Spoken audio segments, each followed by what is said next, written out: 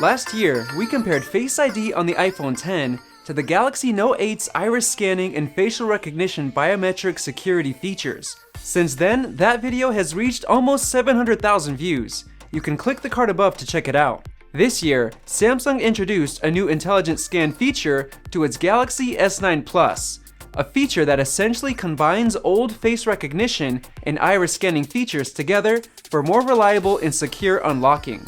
Before we run some comparison tests with Apple's device, let's look back at how Face ID compared to both face recognition and iris scanning on the Note 8. Apple's technology was far more secure and reliable. Face ID would unlock every time, but the Note 8 had issues when the phone was at an angle.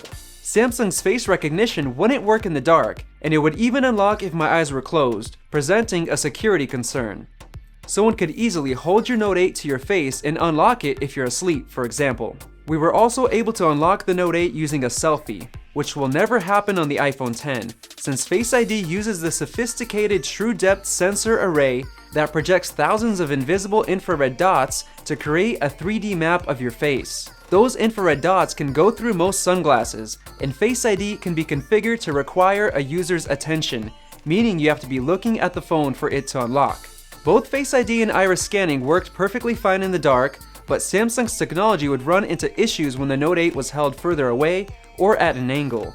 Face ID worked like a charm in either scenario.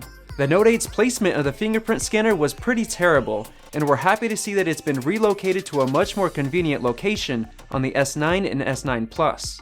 I personally prefer the location of the fingerprint scanner on iPhone, at least those that still have it. You can easily use it to unlock your phone while it's laying flat on a table, instead of having to pick the phone up and reach your finger around it. Now let's talk about Intelligent Scan. When you first go to register your face and irises for the first time, Samsung mentions that iris scanning can damage the eyesight of infants and that you should hold your phone at least 8 inches away from your face to protect your eyes. This is pretty shocking for a consumer device intended for daily use, and a quick look online shows a number of users complaining about eye strain when using the feature.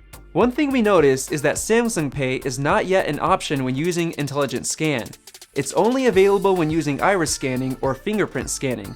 This suggests that Samsung is not confident enough in the security of their new Intelligent Scan feature to authenticate purchases. Apple, on the other hand, is so confident in Face ID that you can use it to unlock your phone, automatically bring up login credentials, make purchases with Apple Pay, iTunes, and App Store, and you can even use it to unlock very sensitive and private apps like Bank of America banking app and PayPal. Face recognition and iris scanning both have their strengths and weaknesses, but now let's see how well Samsung combined both of them into their Intelligent Scan feature. Let's start with a basic speed test, seeing which phone can get to the home screen faster. As you can see, the S9 Plus definitely beats the iPhone X here, as the iPhone requires users to swipe up to reach the home screen. The Samsung gives you the great option to go straight to your home screen when using Intelligent Scan. Apple should really consider implementing this in the future. Now let's do a range test, holding both phones at arm's length. Face ID worked every single time. On the S9 Plus, sometimes it wouldn't work instantly, telling me I had to bring the phone closer. Next, I laid both phones flat on a table at an angle away from my face. The iPhone X instantly unlocked, but the S9 Plus asked me to hold it upright in order to unlock.